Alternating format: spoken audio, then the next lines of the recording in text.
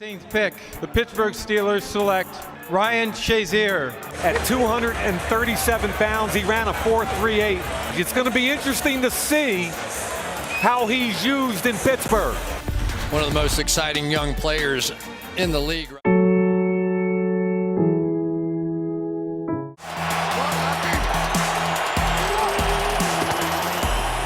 On first down all day for Stafford, who goes to the end zone. Jump ball, touchdown. Megatron is in for the touchdown, Calvin Johnson. That is unbelievable right there. Calvin Johnson comes off the ball. Matthew Stafford sees that he's not open, that there's two defenders down there covering him, and he just alley-ooped it. Matthew rolls the pocket to the right, pumps, now comes back to the left, looking deep, throw into the end zone, wants Calvin, well covered, he goes up, he makes the catch, are you kidding me? Oh, Megatron, you did it again, touchdown Detroit Lions. There were 3 Bengals draped on him, and Calvin went up and hauled it in, 50 yards and a score. I want it more than you do. He does amazing things. Sterling Sharp might be one of the best kept secrets in the NFL. That was an absolute clinic put on by Sterling Sharp. And he is going to go all the way, Sterling Sharp. He is, without a doubt, one of the best receivers ever to play this game.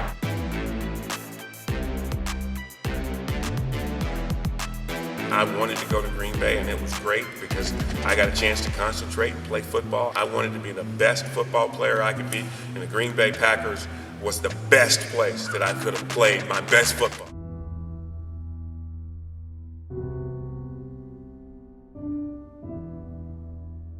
Back when he first got drafted, he came here, he was like, yo, I'm going to be a gold jacket guy. I'm going to be the best linebacker that the world has ever seen. How was he playing through 12 games? I mean, he was awesome. Play action fake big. It's going to be intercepted by Shazier. He took it away from the intended receiver. He was a lock for all pro, if you ask me. Until He got hurt.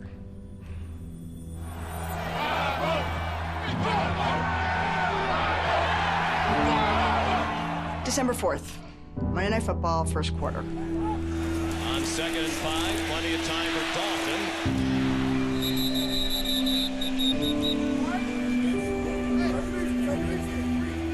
What do you remember?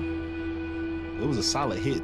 It made a nice pop. I was like, oh, that's a good hit, Ryan. So I got up to celebrate with him. He was just laying there, and I'm like, oh, this don't look good. I went out on the field to check on him. As I got closer to him, I could see that he had tears in his eyes. I was just like, little bro, what's up?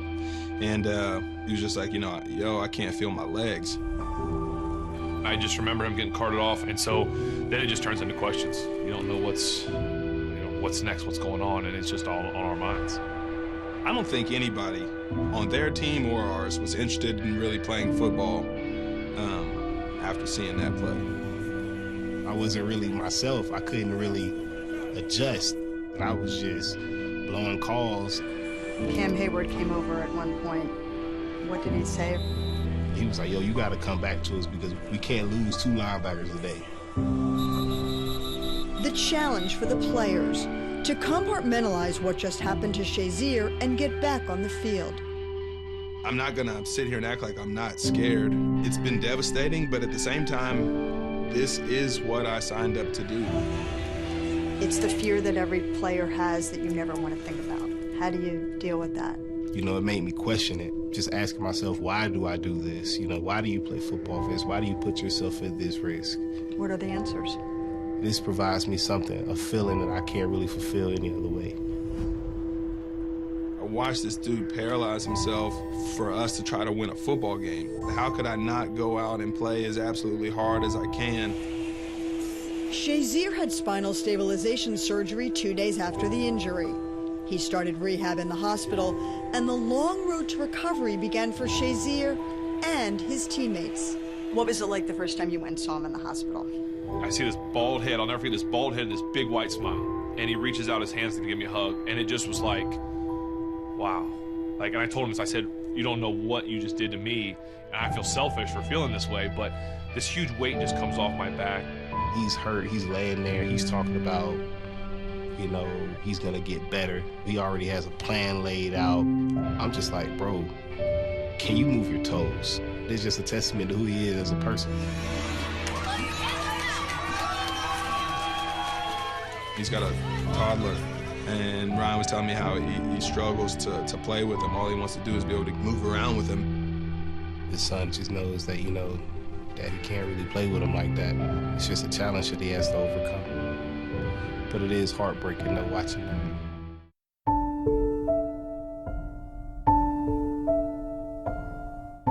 Calvin double covered, goes up, makes the catch. Oh, Megatron, you did it again. 14 catches, 329 yards. Second most receiving yards in the history of the National Football League.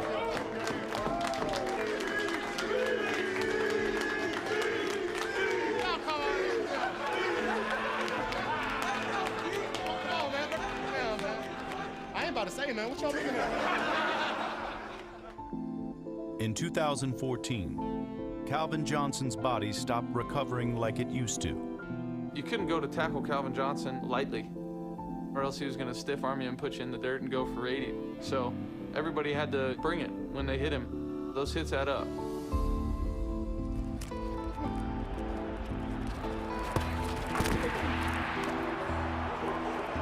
There'd be games where I was out there, I was like, boy, I don't know how I'm going to make it today. And send this prayer of the Lord, take this pain away and allow my ankles to move. At one point, I started calling him Scooter because his ankles, there was no flexion. Like, you know, most people's ankles bend, his didn't. They were just kind of stuck like that. He's getting up at 5 o'clock in the morning to go get treatment, and all I'd hear was shoo, shoo, shoo, shoo, shoo. And it's him walking across the floor, but dragging his feet because he can't pick them up. He never wants to miss anything. He never wants to miss practice. He never wants to be perceived as ever taking time off. And even when he was injured to the point where he could not participate, it really took a lot for me to get him to hey, listen, you gotta settle down. And then during the game, you'd see the Calvin of old come out, and I think that's because of his competitive juices.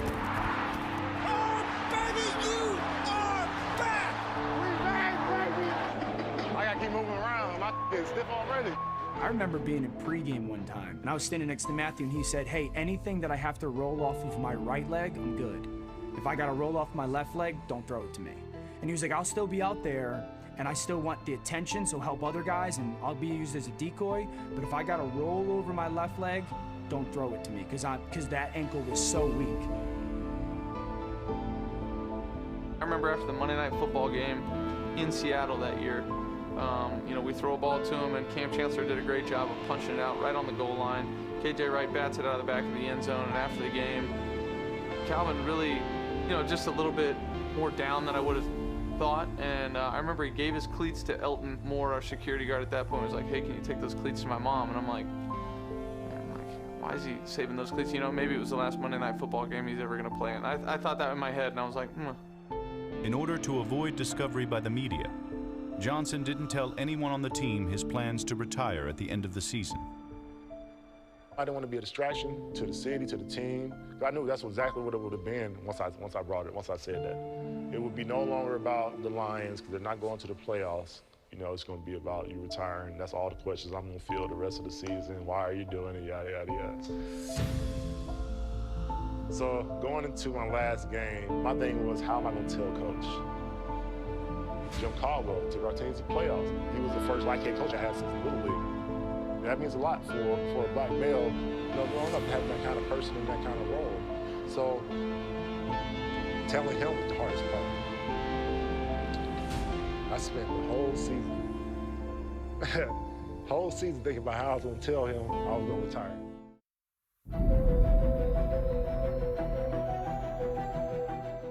Leadership of Sterling Sharpe. In 1994, Sharpe would catch an obscene 18 touchdowns, the second highest single season total in the NFL.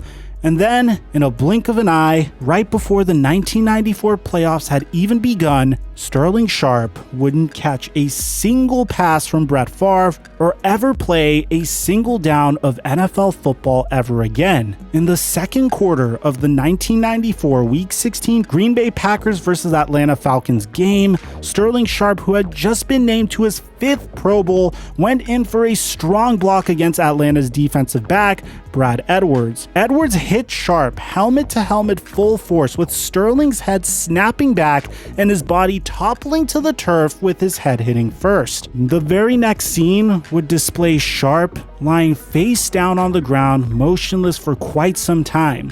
Sterling eventually walks off of the field on his own, and everyone is relieved that the All-Pro wideout seemed okay. He would miss the second half of the game, but would return for the regular season finale in just 1 week. However, it turns out that the injury would be the event that would ultimately prematurely end his career. In the final game of the 1994 season, Sterling Sharpe, as he always had, returned to catch 9 passes for 132 yards and 3 touchdowns in a win against the Tampa Bay Buccaneers. However, after being tackled numerous times in the contest, Sharpe's injuries just became way too much, and he would get ruled out for the Packers' wildcard game. The next week, Sterling flew to see a doctor in Indianapolis, where test results showed an abnormal loosening of the first and second cervical vertebrae. It was an injury that required surgery to fuse the 2 vertebrae, and it was an operation that took 8 months to recover from, and any future injury to the site would be life-threatening. Sharpe's doctor solemnly spoke to him, saying, "If you were my son, then I wouldn't advise you to play anymore." And at age 29 and in the prime of his career, Sterling Sharpe was forced to retire from the NFL. The Sharpe brothers recalled the event last year on Shannon Sharpe's podcast Club Shay Shay, with a segment with Shannon saying that Sterling called him to tell him that he would not be playing football anymore, and it was Shannon, not Sterling, who began crying during the conversation.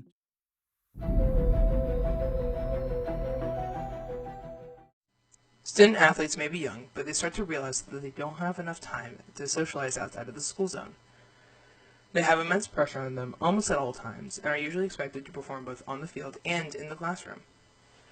In a study done by Georgetown University, college athletes usually derive their personal identity from their sport, focusing a lot of their time on athletics in college. They are often surrounded by other athletes and frequently have an athletic identity from their peers who recognize them on campus as an athlete. The college student surveys to 663 athletes, 163 former and 117 current athletes from 9 different schools. All either were or had participated in D1 NCAA sports. The analysts of said surveys saw that nearly 17% of current college athletes had scores consistent with depression. For God's sakes, what the hell happened? What kind of damage was done to you? Caring only makes you weak. And we're down. More than double that of most retired athletes. Student athletes need a healthy source of friendship and stability during their career for sustainability. A paper done by sportsmed.org details that it is essential for the team physician to understand that emotional reactions accompany athletic injuries. Also, these reactions may resolve or become problematic, thus impacting recovery from said injury. SportsMed also says that psychological antecedents and emotional reactions play a key role in athletic injury rehabilitation. And injured athletes treated with a comprehensive rehabilitation program that includes addressing said issues also experience much less stress.